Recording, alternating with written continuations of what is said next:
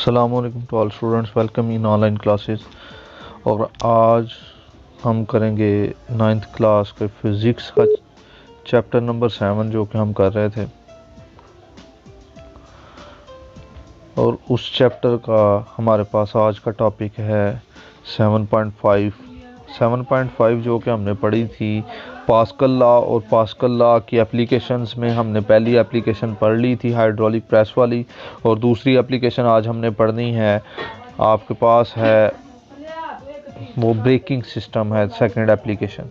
और उसके बाद 7.6 जो आज का टॉपिक है main, Archimedes principle and density of an object.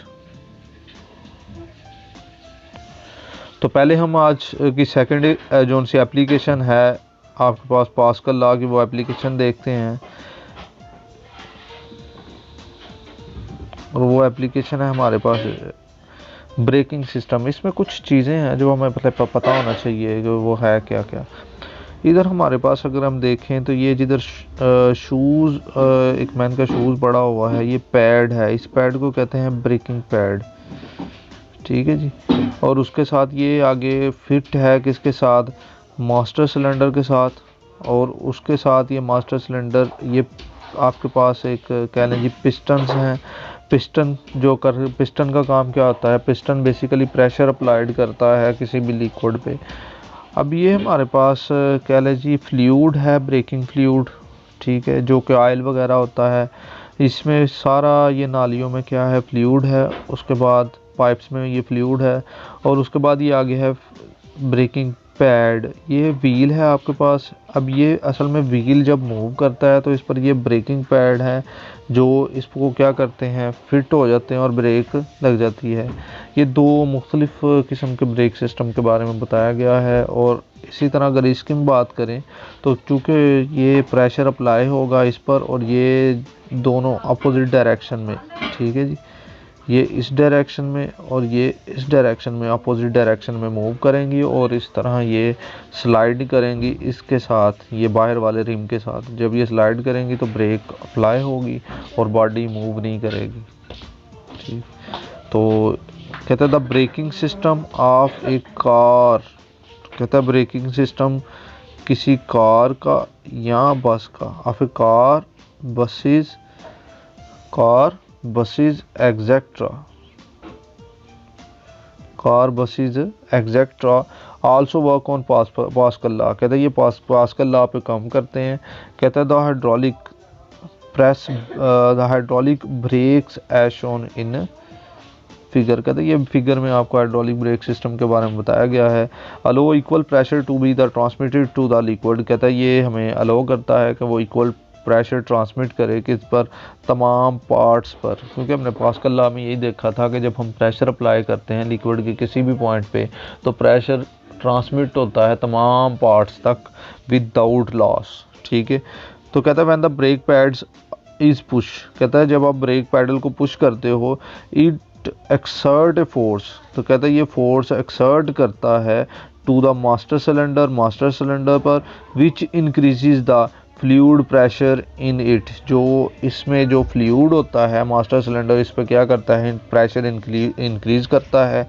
The liquid pressure is transmitted, कहता है ये लिक्विड प्रेशर ट्रांसमिट होता है, मुंतकिल होता है equally through the liquid in the metal pieces. कहता है मेटल पीसीज में जो लिक्विड होगा उस पर तमाम पर ये ट्रांसमिट होगा। उसके बाद कहता है in the liquid pressure the piston in the cylinder moves outward. कहता है वो बाहर वाली डायरेक्शन में, अपोजिट डायरेक्शन में मूव करता है। प्रेसेस द ब्रेक पैड, और ब्रेक पैड को प्रेस करता है, विच द ब्रेक्स ड्रम्स, ठीक है, जो बेसिकली हमारे पास ब्रेक्स ड्रम है। उसके बाद क्या कहता है, the force of friction between the brake pads and the break drum stops the wheel. और कहता है जी इस तरह ब्रेक पैड उसके साथ फ्रिक्शन की वजह से, ब्रेक पैड्स के साथ फ्रिक्शन की वजह से व्हील जोन सा है वो रुक जाता है और वो मूव नहीं करता। और आज अब हम दूसरा टॉपिक शुरू करते हैं, आर्शिमीदेस प्रिंसिपल 7.6, ठीक है, 7.6।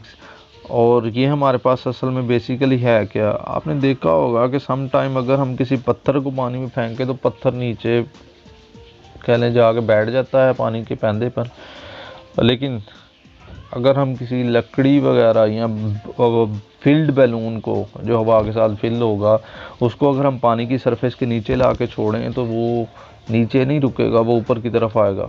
तो बेसिकली ये है क्या। अब इधर से हमें दो चीज़ें पता चलती हैं। एक चीज़ तो ये कि कुछ चीज़ें जो उनसी हैं वो पानी में कह लें जी डूब जाती हैं और कुछ डूबती नहीं हैं। बेसिकली कौन सी चीज़ें डूबती हैं और कौन सी नहीं डूबती, उनके बारे में आज हम थोड़ा सा प्रिंसिपल पढ़ेंगे। तो बेसिक प्रिंसिपल आर्चिमीदेस यही है कि ये क्या कह रहा है, आर्चिमीदेस कहता है कि जो चीज़ें पानी में हम पानी में पार्शली फिल्ड कर दें या उनको मुकम्मल तौर पर पानी में कह दीजिए डुबो दें, ठीक है, तो कहता है वो तब तक पानी में नहीं डूबेंगी जब तक उन पर जो अपने वेट के इक्वल जितना वो वाटर है उसको डिस्प्लेस नहीं करती, अपने जितना उन बॉडीज़ का वज़न है उसके बराबर जब तक वो लिक्विड को उसकी जगह से क्या करती हैं, हटाती नहीं है, तो तब तक बॉडी डूबती नहीं है। तो कहता है जी ये एक फोर्स होती है जो किसी बॉडी पर अमल करती है, जो अपवर्ड डायरेक्शन में होती है। बेसिकली अप थ्रस्ट क्या होता है, वो फोर्स है जो पानी लगाता है किस पर, बॉडी पर, और बॉडी को सरफेस के ऊपर ले आता है, ठीक है। तो कहता है जी थोड़ा सा हम पढ़ते हैं। कहता है एन एयर फिल्ड बैलून, कहते हैं air filled balloon immediately shoots up. कहता है एयर फिल्ड बैलून जो सा है वो जल्दी के साथ अचानक ऊपर की तरफ आता है, जल्दी ऊपर की तरफ आता है। The surface when released under water, जब हम उसको पानी के अंदर रिलीज करते हैं। The same would happen if a piece of wood is released. कहता है यही अमल होता है कि इसके साथ एक लकड़ी के टुकड़े के साथ जो आप पानी में जाकर रिलीज करते हो। We must have notice that, कहता है अब हम ये नोटिस करते हैं अ स्टोन फेल्स लाइट क्या कह रहा है, हल्का, ठीक है। कहता है अब एक स्टोन को जो पत्थर है उसको हम हल्का महसूस करेंगे अंडर द वाटर, पानी के अंदर, बट फील्स हैवी, लेकिन अब उसको हम हैवी फील करेंगे अगर हम उसको पानी के बाहर निकाल लेते हैं। अगर पानी के अंदर होगा तो हम उसका जो उनसा वेट होगा वो हल्का महसूस होगा, लेकिन अगर हम पानी से बाहर लेके आते हैं तो वो हमें भारी दिखाई देगा। उसके बाद कहता है मोर देन 2000 ईयर्स अगो, ये एमसीक्यूज भी है। कहता है जी मोर देन 2000 ईयर्स अगो, तकरीबन 2000 साल पहले, द ग्रीक साइंटिस्ट था जिसका नाम आपको दिया गया है आर्चिमीदेस, नोटिस दैट, कहता है उसने नोटिस किया, उसने ऑब्जर्व किया that there is an upward force. कहता है एक ऐसी फोर्स है जो किधर होती है, अपवर्ड होती है, which acts on an object, जो किसी ऑब्जेक्ट पे लगती है, केप्ट इनसाइड लिक्विड, जब हम किसी ऑब्जेक्ट को पानी के अंदर लेके जाते हैं, as a result an apparent loss of weight. कहता है जिसके नतीजे में एक अपेरेंट लॉस होता है किसमें, उस बॉडी के वेट में, इज़ ऑब्जर्व्ड, जिसको अगर हम ऑब्जर्व करें, in the object the upward force acting on the object is called upthrust. कहता है ये जो अपवर्ड फोर्स लगती है इसको क्या बोलते हैं, upthrust. Archimedes principle states that, Archimedes principle ने फिर इस कैलकुलेशन के बाद स्टेट किया, कहता है when an object is totally और पार्शली इमर्स्ड, कहता है जब हम ऑब्जेक्ट्स को मुकम्मल तौर पर या जुज़वी तौर पर इमर्स्ड डुबोते हैं किसमें, लिक्विड में, an upthrust act on it, कहता है एक अपथ्रस्ट फोर्स अमल करती है, to weight of the liquid it displace, कहता है उस वेट के इक्वल होती है जो हम लिक्विड डिस्प्लेस कर रहा है, जो बॉडी लिक्विड डिस्प्लेस कर रही है अपनी लिक्विड को उस जगह से क्या कर रही है, हटा रही है। उसके बाद थोड़ी सी हम इसकी एक्सप्लेनेशन देखते हैं। कहता है कंसीडर अ सिलेंडर, कहता है अब आपके पास एक सिलेंडर है having cross sectional area A, जिसका क्रॉस सेक्शनल एरिया ए है, एंड हाइट h, और उसकी हाइट कितनी है, h है, इमर्स्ड इन आ लिक्विड, कहता है जिसको हमने एक लिक्विड में इमर्स्ड किया है। बेसिकली ये अगर आप देखें तो ये हमारा क्या है, ये सिलेंडर है, ठीक है, इसको हमने इमर्स किया है किसमें, लिक्विड में। अगर आप देखें तो इसके ऊपर ये वाली साइड पे भी लिक्विड की कुछ हाइट होगी और इसी तरह इसके नीचे भी कुछ लिक्विड की हाइट होगी। अब बेसिकली जो अपवर्ड फोर्स है वो ये F2 है, ये ऊपर की डायरेक्शन में लग रही है, और इसी तरह जो लिक्विड उस उस सिलेंडर सरफेस से ऊपर होगा वो भी नीचे की तरफ फोर्स लगाएगा, ठीक है। ये दोनों फोर्सेस इक्वल होंगी, लेकिन जब फ्लोटेशन की बात करेंगे, अगर दोनों फोर्सेस इक्वल हैं, ठीक है, तो ना बॉडी डाउनवर्ड जाएगी ना अपवर्ड जाएगी। लेकिन अगर हम बात करें तो बेसिकली ये जो F2 है, अगर ये ज़्यादा होगी तो बॉडी पानी के नीचे नहीं जाएगी, डूबेगी नहीं। तो इसीलिए बेसिकली हमने आज F1 और F2 ही कैलकुलेट करनी है। कहता है consider a solid cylinder of cross sectional, solid cylinder of cross sectional, solid cylinder of cross sectional, so consider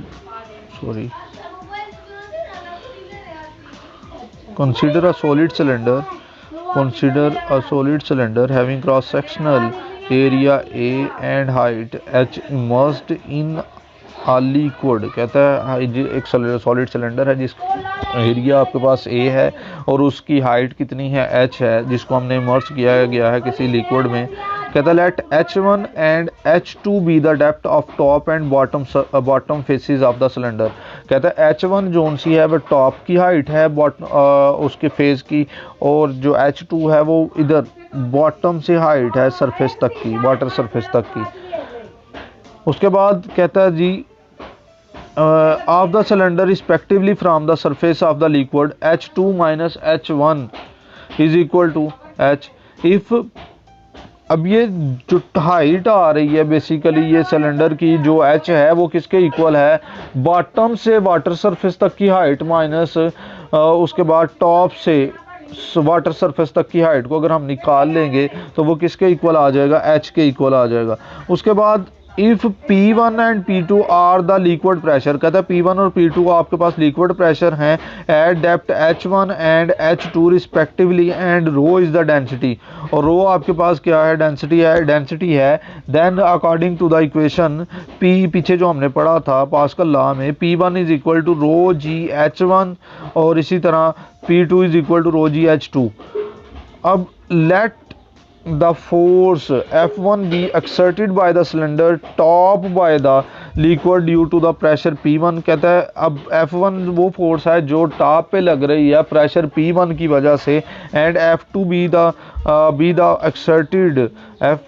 the exerted at the bottom of the cylinder by liquid pressure P2। कहता है और F2 हमारे पास वो force है जो liquid pressure P2 की वजह से लग रही है सिलेंडर की सरफेस पे। इसी तरह अगर हम देखें तो कहता है जी F1 हमारा किसके इक्वल आ गया जी, P1A, क्योंकि हमने प्रेशर पढ़ा था, pressure is equal to F/A। तो अगर हम देखें तो F को एक साइड पे ले जाएं तो P और A आपस में क्या हो जाएंगे, मल्टीप्लाई। अब आपने जो P1 की वैल्यू कैलकुलेट की है रो जी H1 इंटू A। अब ये H1 और A बेसिकली अगर हम देखें तो मैंने पीछे आपको बताया था कि जब हम किसी भी बॉडी के एरिए को उसकी हाइट के साथ मल्टीप्लाई करते हैं तो वो आपके पास क्या आ जाता है, वॉल्यूम, ठीक है जी। इसी तरह F2 किसके इक्वल आ गया, F2 इक्वल आ गया जी P2A is equal to rho g H2A। F1 and F2 are acting, F1 and F2 are acting, ठीक है जी, on opposite faces of the cylinder, ठीक है। Therefore the net force will be F2 minus F1 in the cylinder. In the direction of F2, कहता है F2 की डायरेक्शन में ही लगेगी। This net force F on the cylinder is called upthrust of the liquid, कहता है जो F2 फोर्स लग रही है, टोटल F फोर्स लग रही है, उसको हम अपथ्रस्ट कहते हैं, F2 माइनस F1। अब F2 और F1 की अगर हम वैल्यू पुट करें तो F1 की वैल्यू आती है रो जी एच 2a और इसी तरह F1 की रो जी एच 1a। अब इन दोनों में से रो जी ए कॉमन आ गया तो हम इसको कॉमन ले लेते हैं, तो पीछे क्या बच गया H2 माइनस H1, और ये बेसिकली इक्वल था H के, तो ये आपके पास आ गया जी AH, और AH किसके इक्वल आ गया V के। तो यही हमारी अप थ्रस्ट ऑफ लिक्विड, ये वो फोर्स है जो लिक्विड लगाता है किसी बॉडी पर अपवर्ड डायरेक्शन में। उसके बाद कहते हैं here AH is the volume, कहते हैं AH आपके पास वॉल्यूम है of the cylinder and is equal to the volume of the liquid displaced by the cylinder, therefore rho gv is the weight of the liquid displaced, कहते हैं rho gv वो हमारे पास liquid का wait है जिसको आप क्या करते हो, डिस्प्लेस करते हो, as shown in the figure, जो फिगर में आपको दिखाया गया है। And upthrust act on the body immersed in a liquid and is equal to the weight of the body, weight of the liquid displaced, कहता है वो जो अपथ्रस्ट है वो इक्वल होता है उस लिक्विड के वेट के, विच इज आर्चिमिडीज प्रिंसिपल, जिसके बाद जिसको आप डिस्प्लेस करते हो आर्चिमिडीज प्रिंसिपल के मुताबिक। अच्छा जी, और उसके बाद हमारा है जी आज का topic density of an object, कहता है किसी ऑब्जेक्ट की डेंसिटी आप कैसे कैलकुलेट करोगे। बेसिकली अगर हम देखें तो आपको फिगर में दिखाया गया है कि आपके पास एक ऑब्जेक्ट है जिसका वेट हमने फाइंड किया है इस वेट मेजरिंग डिवाइस के साथ, ठीक है। और उसके बाद अगर आप देखें तो नीचे एक बीकर है, और बीकर पे अगर आप गौर करें तो बीकर के साथ एक और बीकर है जो अटैच है, और इसके साथ ये एक नाली निकल रही है जिसमें अगर हम इसको इमर्स करते हैं तो ये लिक्विड सरफेस अप होगी, और अप होगी तो ये इस सरफेस तक पहुंचेगी और इससे पानी निकल के दूसरे बीकर में चला जाएगा। तो पहले तो इसका नाम रखते हैं, ये जो हमारा स्टोन है इसका वेट हमारे पास है बेसिकली W1, ठीक है। और इसी तरह जब हम इसको मर्ज कर देंगे लिक्विड में तो इसका वेट हो जाएगा W2, ठीक है जी। और इसी तरह अगर हम इसकी डेंसिटी की बात करें, ठीक है, इसकी डेंसिटी हम D कहेंगे और इसकी डेंसिटी को रो कहेंगे। अच्छा, थोड़ा सा स्टडी कर लेते हैं। कहता जी Archimedes principle is also helpful to determine the density of an object. The ratio in the weight of body, the ratio in the weight of body with weight of body with an equal volume of the liquid is same, कहता वो same होगा as in their densities, ठीक है। कहता जी जो ratio आ जाएगी आपके पास wait की किसी बॉडी की, वो इक्वल होगी किसके वॉल्यूम के लिक्विड के वॉल्यूम के इन द सेम डेंसिटीज़, ठीक है, जो इसकी सेम डेंसिटी में होगा। तो लेट कर लेते हैं, हमारे पास लेट आ गया जी, फर्ज किया हमने density of the object is D, उसके बाद density of the other liquid, liquid की डेंसिटी रो आ गई। उसके बाद आ गया जी वेट ऑफ द ऑब्जेक्ट का weight W1, weight of equal volume of liquid, कहता है इक्वल वॉल्यूम ऑफ लिक्विड जो हमारे पास आ गया उसका वेट कितना आ गया W1 माइनस W2, ठीक है। W2 वो वेट है जो हम उस लिक्विड, उस सरफेस को, उस स्टोन को पानी के अंदर डुबो रहे हैं। Where W2 is the weight of the solid in liquid, solid का लिक्विड के अंदर वेट है। According to the Archimedes principle W2 is the less, कहता है W2 लेस होगा actually less than its actual weight, कहता है W2 लेस होगा क्योंकि मैंने पहले बताया था कि जब हम किसी स्टोन को पानी के अंदर डुबोते हैं तो उसका जो एक्चुअल वेट है वो कम हो जाता है।